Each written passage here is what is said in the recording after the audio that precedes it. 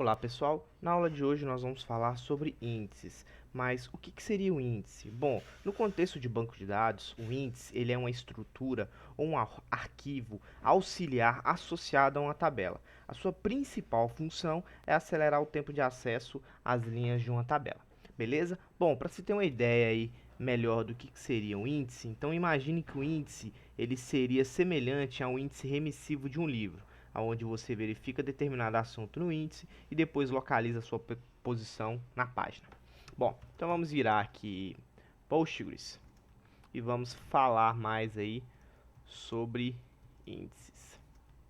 Bom, eu tenho aqui no meu banco de dados, meu cluster, um database chamado DB1. Então vamos acessar aqui o DB1. Eu tenho dentro do DB1 duas tabelas, a T1 e a T2. Se eu olhar aqui a tabela T2, ela tem somente um campo. Então, antes de nós criarmos aí os nossos índices, primeiramente vamos criar aí outros campos, né? Então, eu vou dar um alter table aqui, o nome da tabela, vou adicionar aqui uma nova coluna, vou chamar de campo 1, que vai ser do tipo inteiro, que o valor default dele sempre vai ser 0, ou seja, se ninguém colocar nada, por padrão vai ser 0. E eu vou definir aqui também o campo 2, do tipo booleano, que não tem default, beleza? Então eu tenho agora já dois campos na tabela T2, o campo 1 e o campo 2. Porém, eu ainda não tenho índices para esses campos e essa tabela ela também não possui uma chave primária. Então, a primeira coisa que eu vou fazer antes de criar os índices é criar uma chave primária para essa minha tabela, apontando aí para o campo ID. Então, vou dar aqui um alter table na tabela T2, vou dar um add constraint, porque eu vou adicionar agora uma constraint, vou chamar de pkt2, que ela é do tipo primary key, onde ela vai armazenar aí o campo ID. Então eu criei aí a pk, então agora vamos criar o índice, né? Então vou dar aqui um create index, vou chamar ele de idx, campo idx t2, campo 1, e ele vai utilizar aí a tabela T2 e ele vai utilizar os métodos de índice, ou seja, qual algoritmo vai ser usado para criar o nosso índice. Então, se nós dermos aí tab, ele vai trazer para nós aqui várias opções de índices que nós podemos usar aí. Nós temos aí o brin, o b-tree, o gin, o gist, o hash e o gpgist. Então vamos falar um pouco mais sobre cada um desses aí. Bom, olhando aqui o manual do Postgres, ele fala para nós que o índice do tipo b-tree, ele é muito usado e pode ser usado sempre que eu for ter comparações do tipo menor, menor, igual, igual, maior, igual e maior. Ele é muito usado sempre que eu for utilizar esse tipo de comparação, o índice b-tree vai ser sempre escolhido. Ele também fala aí sobre a criação do índice do tipo hash. Só que o índice do tipo hash, ele trabalha somente com comparações de igual. Então ele vai trabalhar sempre que for usar o operador do tipo igual. Porém, o hash ele não é mais muito utilizado e as pessoas sempre utilizam o b-tree porque o b-tree é mais vantajoso, ele é mais performático e ele é sempre a primeira opção na hora de se criar um índice, né? Na maioria dos casos, 90% das vezes, você sempre vai utilizar o índice b-tree. Outras informações importantes a respeito do tipo hash é que ele não gera arquivo de log, ou seja, ele não replica. A sua replicação, caso você tenha um slave, a sua replicação ela não vai ter o índice do tipo hash na réplica, então ele não vai ser usado. E em caso de crash no servidor, sempre que o meu servidor der algum tipo de problema, eu vou precisar fazer um reindex no tipo hash. Bom, basicamente o tipo hash é um tipo antigo, já não é tão usado nos dias atuais. O ideal é sempre que a gente trabalhe aí com a opção do tipo b-tree. Como eu disse, na maioria das vezes a gente vai sempre trabalhar com o b-tree. Porém, os outros índices, eles podem ser usados quando nós formos trabalhar com outro tipo de comparações, né?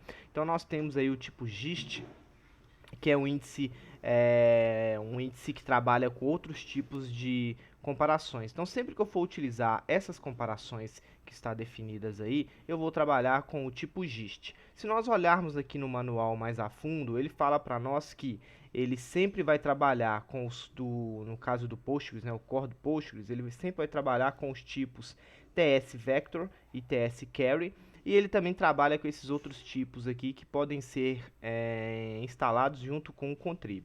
Então eu posso instalar o pacote contrib e ele adicionar esses tipos a mais aí que podem ser usados, né, podem ser objetos de uso do gist. Né? Então o gist vai trabalhar com essas operações, o gist vai ser a melhor opção. Né? Basicamente o gist ele trabalha mais com os dados muito comuns, dados geométricos. Né? Dados geométricos são muito comuns serem usados aí dentro do gist.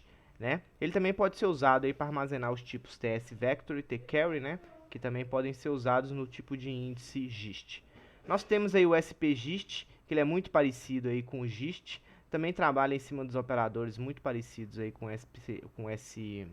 muito parecidos com o gist, né? Ele também tem a mesma ideia de se trabalhar com tipos voltados mais tipos geométricos, de tipos mais não balanceados, no caso, né, que são estruturas não balanceadas, que normalmente é uma forma de se trabalhar com ele também, tais aí como a quad tree, a QD tree e a famílias dos tree, né? Então, sempre que eu tiver um tipo específico aí tree, eu posso estar utilizando o spgist, porque ele trabalha aí com pontos bidimensionais. Beleza? E nós temos aí também aí o gin, que é um índice muito comum também, e é muito parecido aí com o gist e com o spgist, né? Eles têm a mesma finalidade, a estratégia dele é a mesma, e ele trabalha em cima dos seguintes operadores, né? Então, sempre que eu for utilizar esse tipo de operador, ele é o que vai ser utilizado. Olhando mais a fundo aí na documentação a respeito do gin, nós podemos observar que ele pode ser usado sempre que eu tiver com um tipo tsvector. Sempre que eu for trabalhar com tsvector, eu posso estar utilizando um índice do tipo gin. E se eu for trabalhar aí com pacotes com tipos, né, do meu contrib, né, do pacote contrib, eu tenho aqui outros tipos que também podem ser utilizados aí para se trabalhar com o gin.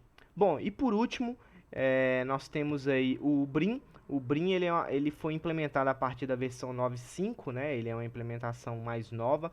Ele trabalha armazenando sumários a respeito dos valores, né? Faz aí a armazenagem dos sumários e ele pode ser usado aí sempre que eu estiver trabalhando aí com os operadores menor, menor igual, igual, maior igual e o maior.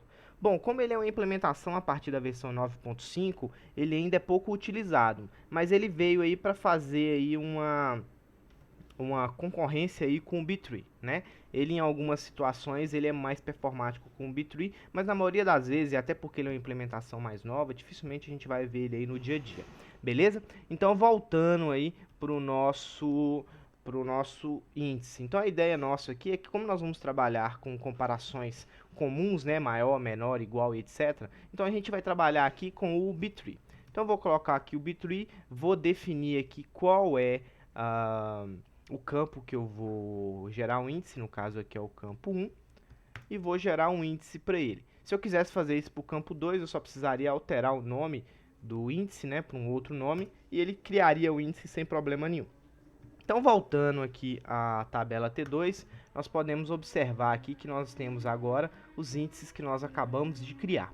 Uma coisa interessante é que também podemos criar índices compostos, né? Eu posso criar aí um índice composto com o objetivo de melhorar ainda mais a minha consulta. Então, eu posso adicionar aqui, por exemplo, o campo 1 juntamente com o campo 2, né? Então, o campo 2 aqui e o campo 1 e gerar aí um índice que é um índice composto, né? Que possui aí mais de um campo. Outra maneira interessante também de se fazer a criação de um índice é gerando aí um índice parcial, né? O índice parcial ele tem como objetivo deixar um índice menor e automaticamente deixá-lo mais performático, porque ele vai ter só um pedaço da tabela que eu defini. Então eu vou criar aqui um índice parcial para nós termos uma ideia de como é que funciona.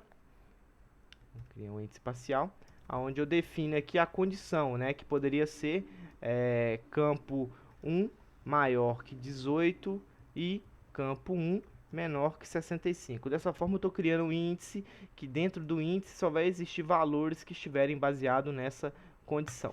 Beleza? Então, essa aí é uma forma de criar o índice parcial, né? Deixando o índice menor, deixando o índice até um pouco mais performático. Então, voltando para a tabela T2 aqui, nós podemos observar os índices que nós criamos, inclusive o índice parcial, né? E o índice composto. Beleza, pessoal? Espero que vocês tenham gostado da aula de hoje. Até a próxima.